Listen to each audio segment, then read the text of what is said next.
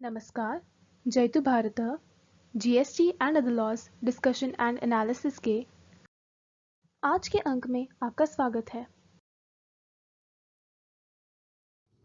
कुछ वस्तुओं के जीएसटी रेट और क्लासिफिकेशन से रिलेटेड क्लैरिफिकेशन देता हुआ circular central board of indirect taxes and customs ने जारी किया है। इसका सर्कुलर नंबर है 163/19/2021 जीएसटी। पहला इश्यू है फ्रेश फ्रूट्स एंड नट्स किसे कहेंगे और ड्राई फ्रूट्स एंड नट्स किसे कहेंगे। Notification number 1 of 2017 central tax rate अलग अलग वस्तुओं पर जीएसटी का अलग अलग रेट दर्शाता है। उसमें शेड्यूल 1 में दर्शाई हुई वस्तुओं पर 5% जीएसटी लगता है। शेड्यूल 1 की एंट्री नंबर 27, 28, 29 और 29A अलग अलग प्रकार के ड्राई नट्स, ड्राई फ्रूट्स का विवरण दर्शाता है। इसी प्रकार से notification number 1 of 2017 central tax rate का शेड्यूल 2 12% जीएसटी का रेट दर्शाता है। इसमें एंट्री नंबर 14 और 15 इसमें भी अलग अलग प्रकार के ड्राई फ्रूट्स और ड्राई नट्स का विवरण दिया हुआ है। दूसरी तरफ notification number 2 of 2017 central tax rate उन वस्तुओं का विवरण दर्शाता है जिन पर कोई भी जीएसटी नहीं लगती है। इसमें सीरियल नंबर 48 और 49 उस प्रकार के फ्रूट्स और नट्स दर्शाता है जो फ्रेश हैं। तो अब यहाँ पर प्रश्न यह उपस्थित होता है कि कौन से फ्रूट्स और नट्स को फ्रेश फ्रूट्स और फ्रेश नट्स माना जाएगा और किस परिस्थिति में उन्हें ड्राई फ्रूट्स या ड्राई नट्स माना जाएगा, जिसके कारण से उन पर 5% या 12% जीएसटी का रेट लगे। यहाँ पर जो सर्कुलर में स्पष्टीकरण दिया है उसके अनुसार चैप्टर 8 की जनरल एक्सप्लेनेटरी नोट यह दर्शाती है कि इस चैप्टर में फ्रूट और नट्स ह्यूमन कंजम्पशन के लिए जो भी इंटेंडेड है वो चैप्टर 8 में कवर्ड होते हैं। ये या तो फ्रेश हो सकते हैं जिसमें चिल्ड भी शामिल है, या फ्रोज़न हो सकते हैं जिसमें पहले से कुक किए हों या न किए हों, स्टीम्ड किए हो, बॉइल्ड किए हो, या उसके अंदर स्वीटनिंग मैटर ऐड किया हो या न किया हो, लेकिन वो फ्रोज़न है तो वो भी इसके अंदर आएंगे। और ड्राइड भी हो सकते हैं जिसमें डिहाइड्रेटेड, इवोपरेटेड और फ्रीज ड्राइड। तो इस प्रकार से इन्होंने फ्रेश, फ्रोज़न और ड्राइड इन तीनों को चैप्टर 8 में रखा है। लेकिन यहाँ पर सर्कुलर यह कहता है कि ये तीनों को चैप्टर 8 में तो रखा है, लेकिन फ्रेश, फ्रोज़न और ड्राइड इन तीनों का अर्थ अलग अलग है। तो इसलिए यदि वह फ्रेश हैं, चाहे चिल्ड भी किए हों, तो वो फ्रेश की श्रेणी में आएगा। जबकि दूसरी तरफ यदि वो ड्राइड किए गए हों जिसमें डिहाइड्रेटेड, इवोपरेटेड और फ्रीज ड्राइड हो, तब भी वह फ्रेश की श्रेणी में नहीं आएंगे। और यदि वो फ्रोज़न हो तब भी वह फ्रेश की श्रेणी में नहीं आएंगे। यदि इस प्रकार के नट्स या फ्रूट्स को एक बार डिहाइड्रेट कर दिया गया हो तो वापस दोबारा से उनको रिहाइड्रेट भी किया हो तब भी वह फ्रेश की श्रेणी में नहीं आएंगे। एक यह भी स्पष्टीकरण दिया है कि यदि उनको ड्राई करने के लिए सूरज की गर्मी में भी सुखाया गया हो तब भी वह फ्रेश की श्रेणी में नहीं रहेंगे। तो फ्रेश की श्रेणी में वही फ्रूट्स या नट्स रहेंगे जो डायरेक्टली पौधों पर से प्लक किए गए हों, डायरेक्टली पौधों पर से तोड़ के और उनको सप्लाई किया जा रहा हो, तो वह फ्रेश की श्रेणी में आएंगे और उन पर कोई भी जीएसटी नहीं लगेगा। उनके अलावा की कोई भी प्रोसेस की गई हो, जो ऊपर बताई है, फ्रोज़न के लिए कोई भी प्रोसेस या ड्राइड के लिए की कोई भी प्रोसेस, तो उस केस के अंदर ये नट्स या फ्रूट्स फिर फ्रेश की श्रेणी में नहीं आएंगे और उन पे 5% या 12% जीएसटी का rate notification number 1 of 2017 central tax rate के शेड्यूल 1 या शेड्यूल 2 के अनुसार लगेगा। नेक्स्ट इश्यू है टैमरिंड सीड्स यानी इमली के बीज पर जीएसटी रेट कितना लगेगा और इनका क्लासिफिकेशन कहां पर होगा। Notification number 1 of 2017 central tax rate के शेड्यूल 1 के अंदर एंट्री नंबर 70 पर चैप्टर हेडिंग 1207 उसमें other oil seeds and oleaginous fruits ये दर्शाए हुए हैं। विभिन्न प्रकार की उसके अंदर अलग अलग आइटम दर्शाई हुई है, लेकिन अदर देन सीड क्वालिटी, ये यदि सीड क्वालिटी के अलावा की वस्तुएं हैं तो उन पे 5% जीएसटी लगेगा। जबकि notification number 2 of 2017 central tax rate में एंट्री नंबर 85 में यही वस्तुएं दर्शाई हुई है, other oil seeds and oleaginous fruits, लेकिन वो यदि सीड क्वालिटी है, ऑफ सीड क्वालिटी, तो उन पर जीएसटी नहीं लगेगा। तो यह तो बात हुई चैप्टर हेडिंग 1207 की। जबकि चैप्टर हेडिंग 1209 के अंदर seeds, fruits and spores of a kind used for sowing, यानी जो बुआई के लिए उपयोग में लिए जाते हैं, वे 1209 के अंदर आने वाली वस्तुएं नील रेट पर रहेगी, उन पर कोई भी जीएसटी नहीं लगेगा। इसके बारे में यह स्पष्टीकरण दिया गया है कि एक्सप्लेनेटरी नोट्स के अनुसार chapter heading 1209 seeds, fruits and spores of a kind used for sowing cover करता है, जिसके अंदर टामरिंड सीड्स भी आ जाता है। तो इस प्रकार से टामरिंड सीड्स या इमली के बीज हेडिंग 1209 के अंदर आएंगे और वह 1209 chapter heading notification number 2 of 2017 central tax rate के अंदर दर्शाया गया है, जिसके अनुसार उस पर कोई भी जीएसटी नहीं लगती। लेकिन यह पोजीशन 1 जुलाई 2017 से 30 सितंबर 2021 तक रहेगी और इस पीरियड के दौरान यदि टामरिंड सीड्स या इमली के बीज किसी भी उपयोग में लिए गए हों, तब भी वह notification number 2 of 2017 central tax rate के अनुसार उस पर कोई भी जीएसटी नहीं लगेगा। लेकिन जीएसटी काउंसिल की 45वीं मीटिंग में जो निर्णय लिया गया, उसके अनुसार नोटिफिकेशन नंबर 1 ऑफ 2017 और notification number 2 of 2017 central tax rate के अंदर इन एंट्रीज के अंदर कुछ परिवर्तन कर दिया गया, जिनके अनुसार यदि टैमरिंड सीड्स भी केवल बुआई के लिए उपयोग में लिया जाता है, केवल सोविंग के लिए उपयोग में लिया जाता है, तभी उसको एग्जम्पशन मिलेगा, अन्यथा उस पर भी 5% का जीएसटी रेट लगेगा। और यह जो एंट्री नोटिफिकेशन नंबर 2 ऑफ 2017 में थी, उसमें भी एक्सप्लेनेशन इंसर्ट कर दिया गया है कि जो बुआई के लिए बीज उपयोग में होते हैं, उन्हीं को जीएसटी में से एग्जम्पशन मिलेगा, अन्य वस्तुओं को नहीं। ये यहाँ पर आप देख सकते हैं 1 अक्टूबर 2021 से notification number 1 of 2017 central tax rate के शेड्यूल 1 में एंट्री नंबर 71A इंसर्ट कर दिया गया है, जिसके अनुसार tamarind seeds meant for any use other than sowing, बुआई के अलावा के किसी भी उपयोग के लिए उस पर 5% जीएसटी लगेगा। और जो notification number 2 of 2017 central tax rate की एंट्री नंबर 86 थी, जिसमें चैप्टर हेडिंग 1209 के seeds, fruits and spores of a kind used for sowing था, उसमें अब एक्सप्लेनेशन इंसर्ट कर दिया गया है। This entry does not cover seeds meant for any use other than sowing, बुआई के अलावा के अन्य कोई भी बीज इस एंट्री में नहीं कवर होते हैं।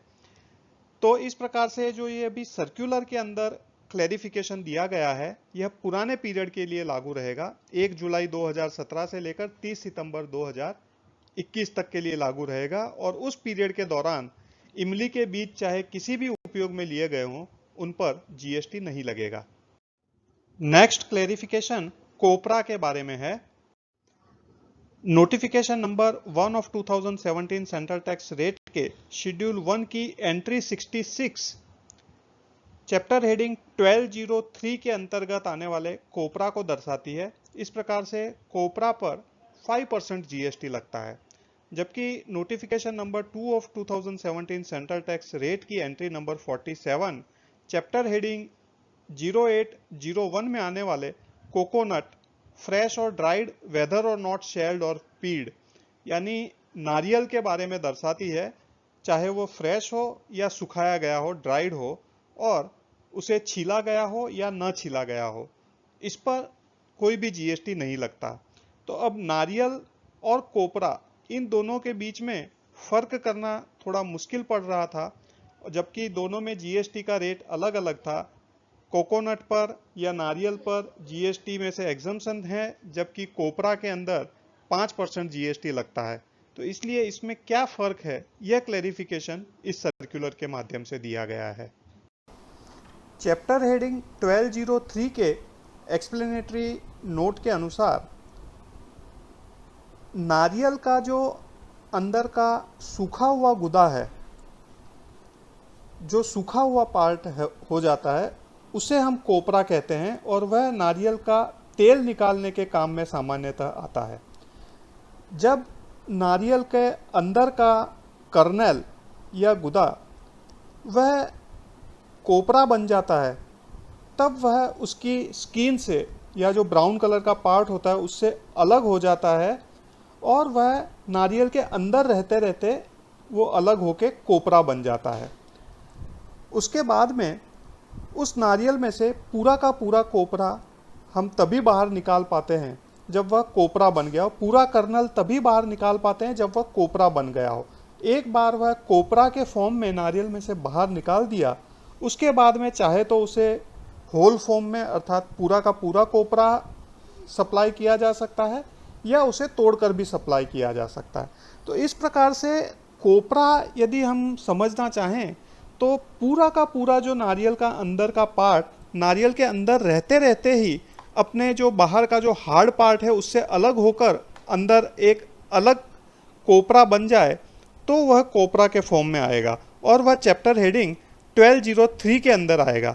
जबकि जो नारियल है, कोकोनट है, वह चाहे सूखा हो या फ्रेश हो और उसे छीला हो या न छीला हो, वह चैप्टर हेडिंग 8 के अंदर आएगा और उस प्रकार से वह चैप्टर हेडिंग 0801 में आकर एग्जम्प्ट रहेगा। जबकि कोपरा जो है उस पर 5% जीएसटी लगेगा।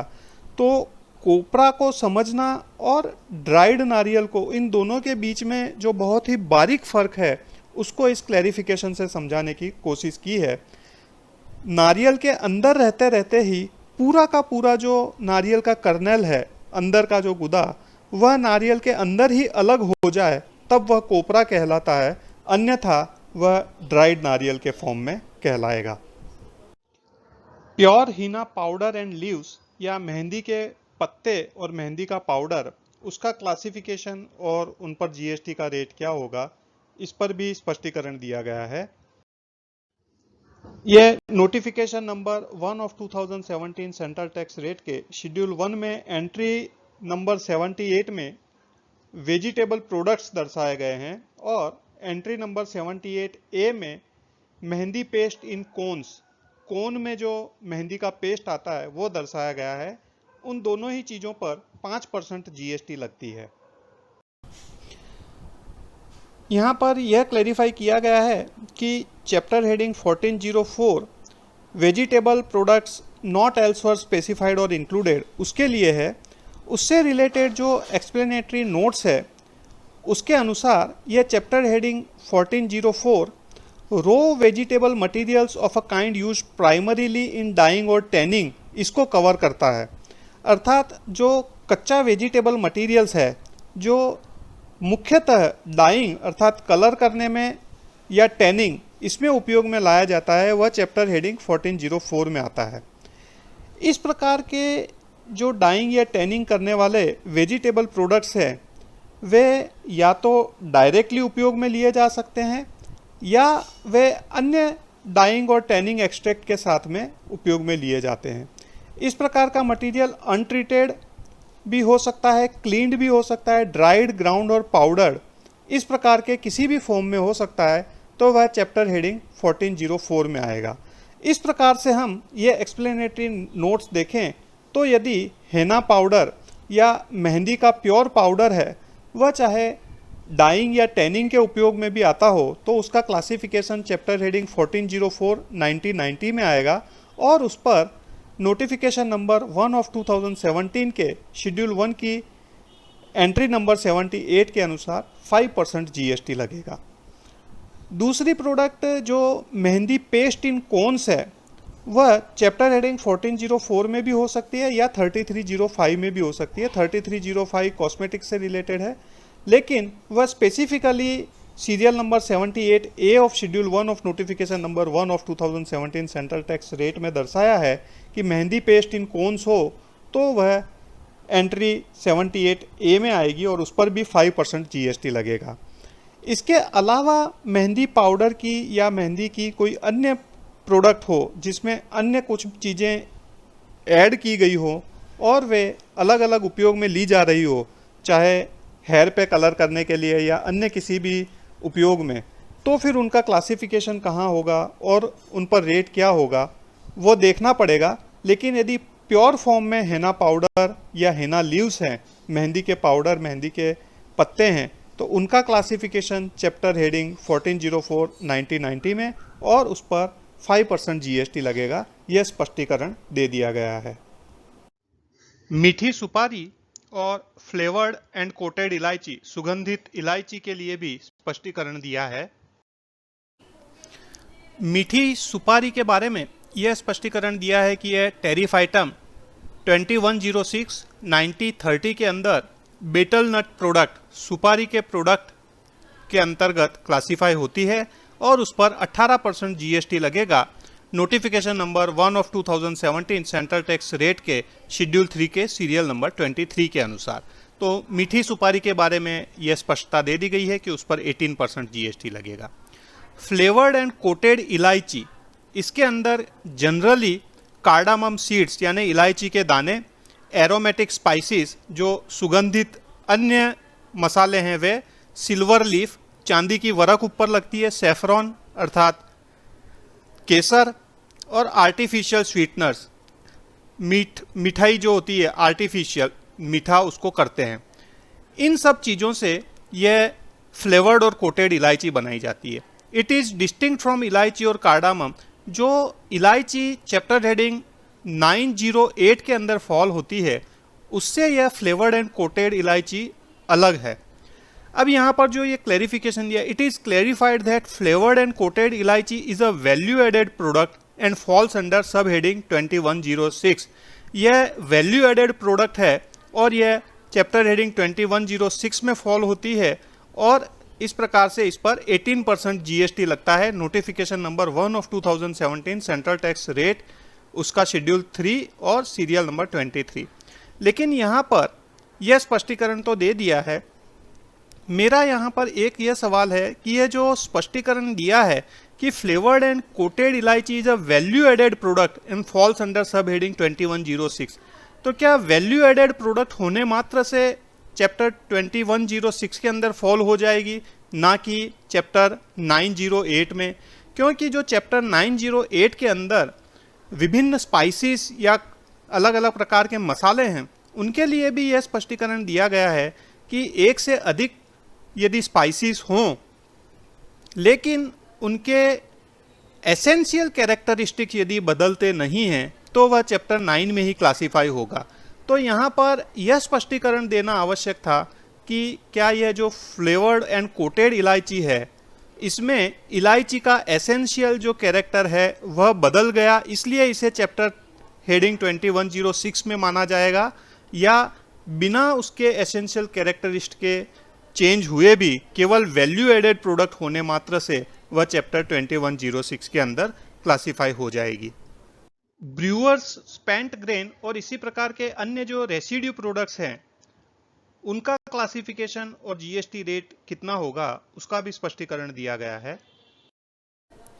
ये ब्रूअर्स स्पेंट ग्रेन या dried distillers grain with soluble DDGS और इसी प्रकार के अन्य जो रेसिडुअल प्रोडक्ट हैं उनके बारे में यह स्पष्टीकरण दिया गया है कि एक्सप्लेनेटरी नोट्स चैप्टर हेडिंग 2303 की यह दर्शाती है कि स्टार्च मैन्युफैक्चर और अन्य इसी प्रकार की वस्तुओं का जो रेसिड्यू है वह चैप्टर हेडिंग 2303 में आता है।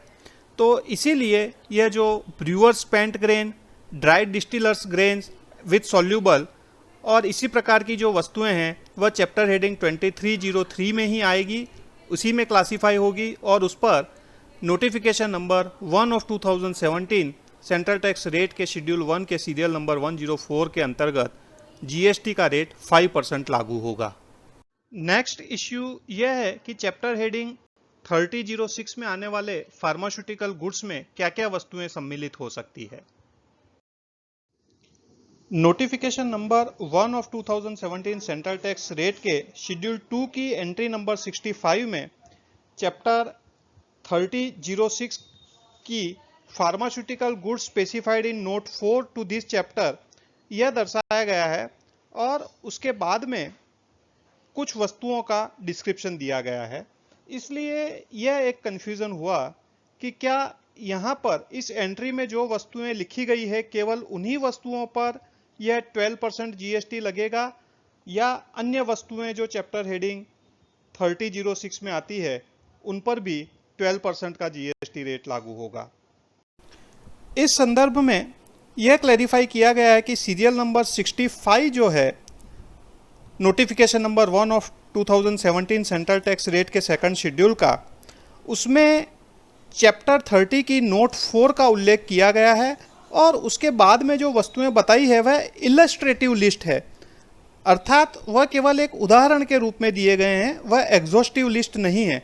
चैप्टर नोट 4 चैप्टर 30 की, उसमें सभी वस्तुएं विस्तार से बताई गई है। Sterile surgical catgut, similar sterile structural material और उसके अलावा जिस प्रकार से अन्य वस्तुएं आप देखेंगे, sterile Laminaria, sterile absorbable surgical और डेंटल, हेमोस्टेटिक्स, ये अन्य वस्तुएं जो बताई गई है, तो यह क्लैरिफाई यहाँ पर कर दिया गया है कि सारी वस्तुएं जो चैप्टर नोट 4 चैप्टर 30 उसमें दर्शाई हुई है वह चैप्टर हेडिंग 3006 में आती है और जो चैप्टर हेडिंग 3006 में आती है वह सारी वस्तुएं नोटिफिकेशन के एंट्री सीरियल नंबर 65 में कवर हो जाती हैं और उन सभी वस्तुओं पर 12% जीएसटी लगेगा। इसलिए उन पर 18% जीएसटी की लगाने की आवश्यकता नहीं है, वे सारी वस्तुएं 12% जीएसटी में कवर होगी। ऐसा ही एक इश्यू लेबोरेटरी रीजेंट्स के जीएसटी रेट से लेकर है। यह notification number 1 of 2017 central tax rate के शेड्यूल 2 की एंट्री नंबर 80 पर चैप्टर हेडिंग 3822 पर all diagnostic Kitts and Regents यह लिखा हुआ है, तो all diagnostic Kitts and Regents पर तो 12% जीएसटी लगेगा, यह स्पष्ट है। लेकिन जो लेबोरेटरी रीजेंट्स होते हैं वह भी चैप्टर हेडिंग 3822 में ही क्लासिफाई होते हैं, तो वह इस एंट्री के अंदर 12% जीएसटी के लिए एलिजिबल होंगे या नहीं, यही कंफ्यूजन का एक कारण था। यहाँ पर इस डिस्प्यूट के बारे में यह स्पष्टीकरण दिया गया है कि हेडिंग 3822 कवर्स डायग्नोस्टिक और laboratory Regents, certified reference material etcetera. यह कस्टम टैरिफ के अंतर्गत यह एंट्री हेडिंग 3822 में यह डिस्क्रिप्शन दर्शाती है। इसलिए यह मैटर जीएसटी काउंसिल के समक्ष रखा गया और यह अब स्पष्टीकरण दिया गया है कि the intention of this entry was to prescribe GST rate of 12% to all goods whether diagnostic और laboratory reagents falling under heading 3822। यहाँ यह स्पष्ट किया गया है कि इस एंट्री का जो इंटेंशन था वह चैप्टर हेडिंग 3822 में आने वाली सभी वस्तुओं पर 12% जीएसटी ही लगाना था। इसलिए जो कंसेशनल रेट ऑफ 12% है वह चैप्टर हेडिंग 3822 में आने वाली सभी वस्तुओं पर लगेगा और उन सभी वस्तुओं को notification number 1 of 2017 integrated tax rate के शेड्यूल 2 की एंट्री 80 के तहत माना जाएगा और उन पर 12% लगेगा।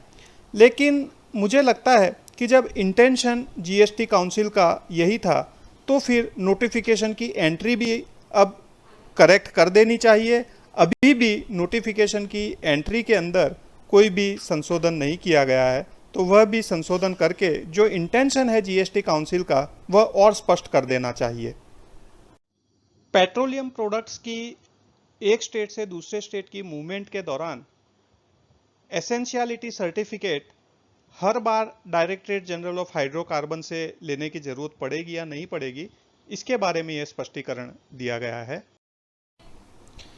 Notification number 3 of 2017 central tax rate concessional rate of 5% prescribe करता है कुछ पेट्रोलियम ऑपरेशंस के लिए। इसके अनुसार whether goods so supplied are transferred to other licensee or subcontractor, a certificate from Directorate General of Hydrocarbon is to be produced that the goods may be transferred to the transferee।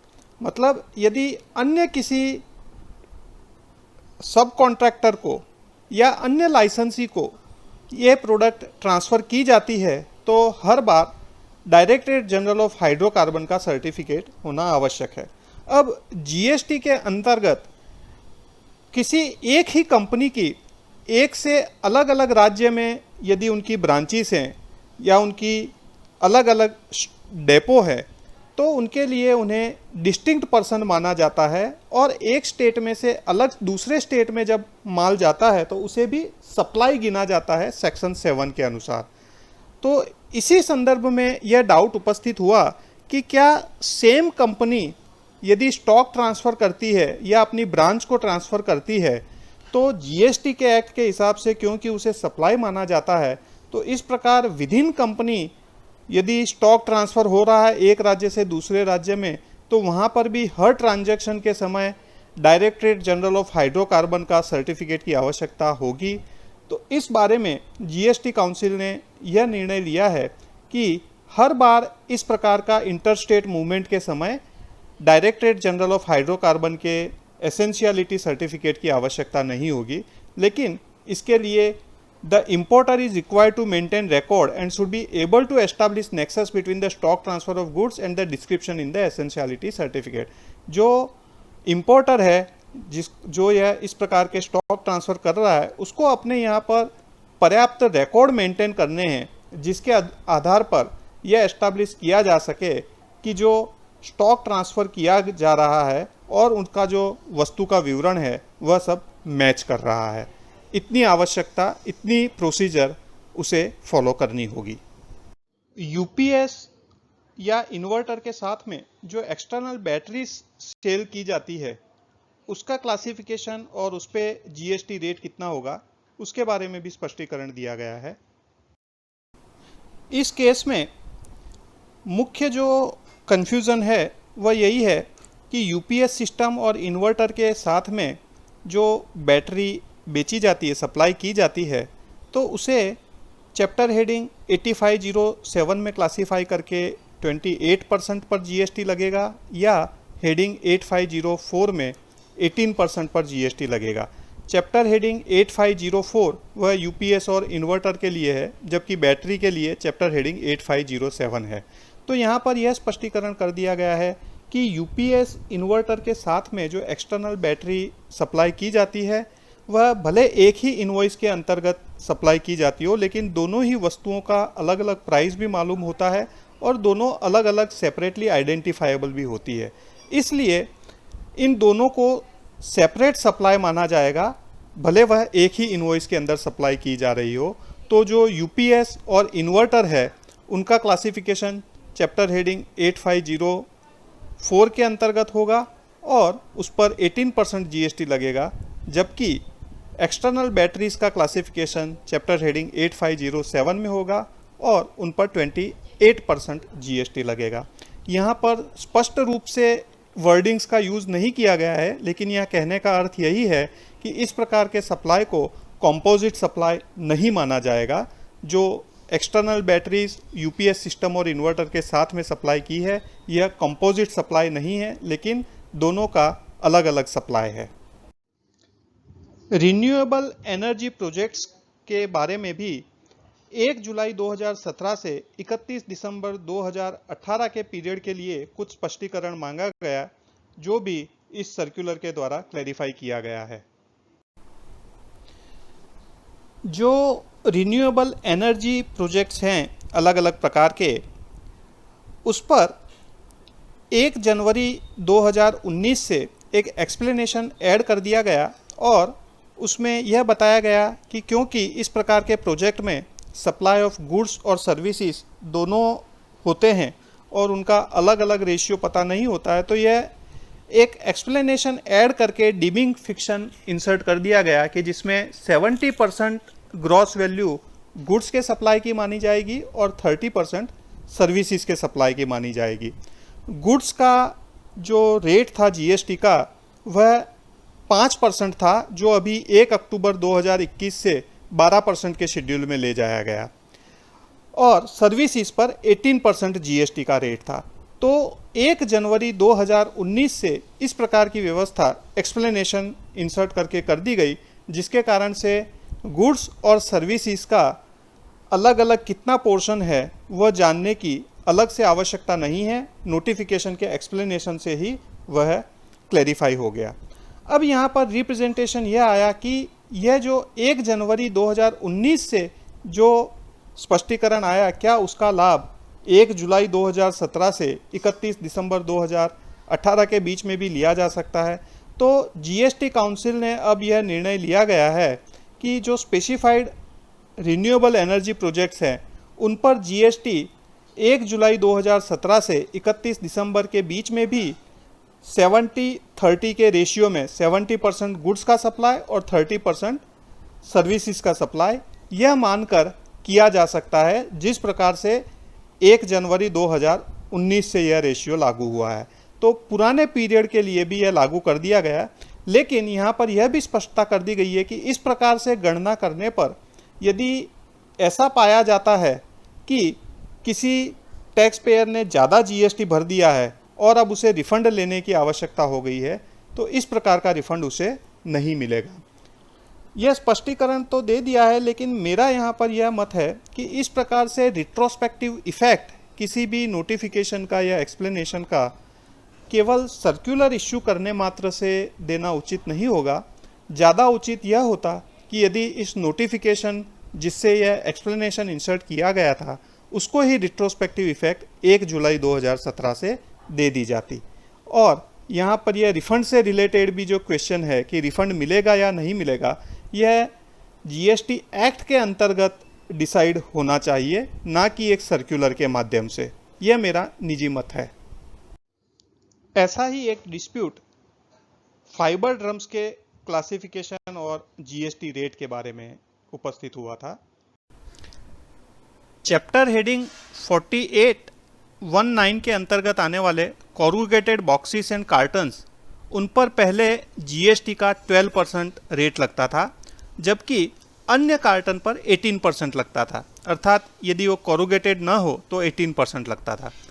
अब जो fibre drums हैं वह partially corrugated होते थे, तो इसे corrugated treat करके 12% GST लगाना या अनकोरुगेटेड ट्रीट करके 18% लगाना, यह एक डिस्प्यूट था। हालांकि 1 अक्टूबर 2021 के बाद यह डिस्प्यूट नहीं रहा, क्योंकि अब तो सभी प्रकार की बॉक्सेस के ऊपर 18% जीएसटी लग रहा है। लेकिन 1 अक्टूबर 2021 से पहले का पीरियड, अर्थात 1 जुलाई 2017 से 30 सितंबर 2021 के पीरियड के लिए इस डिस्प्यूट को कैसे ट्रीट करना, यह मैटर जीएसटी काउंसिल के समक्ष रखा गया। तो जीएसटी काउंसिल ने यह डिसाइड किया कि 1 जुलाई 2017 से 30/9/2021 के पीरियड के लिए यदि किसी ने 12% जीएसटी भी भरा है इस प्रकार के पार्शियली कोरुगेटेड फाइबर ड्रम्स पर, तो उसे फुल्ली पेड माना जाएगा। अर्थात यदि 12% जीएसटी भरा है तो उसे सही माना जाएगा, लेकिन कोई भी रिकवरी 12% जीएसटी भरने वालों पर नहीं की जाएगी कि आपने 18% क्यों नहीं भरा। इस डिसीजन का यह मतलब नहीं है कि जिन्होंने 18% भरा है जीएसटी उनको रिफंड मिल जाएगा डिफरेंशियल 6% का। जो 18% भरा है वह भी सही है और जिन्होंने 12% भरा है वह भी सही है। इस प्रकार का क्लैरिफिकेशन जीएसटी काउंसिल ने निर्णय लिया है और इस सर्कुलर के अंदर यह क्लैरिफाई किया गया है। तो अब 1 अक्टूबर से तो फिर अब कोई डिस्प्यूट है नहीं। पुराना जो डिस्प्यूटेड पीरियड था उसमें फाइबर ड्रम्स के ऊपर जो टैक्स 12% भरा है तो भी सही है, 18% भरा है तो भी सही है। ना डिपार्टमेंट रिकवरी करेगा ना रिफंड देगा, यही स्पष्टीकरण है। आज के अंक में बस इतना ही। धन्यवाद। Please like, share and subscribe. आपको और किसी जीएसटी रिलेटेड विषय पर जानकारी चाहिए विशेषतः, तो कमेंट्स में लिख सकते हैं। जय हिंद।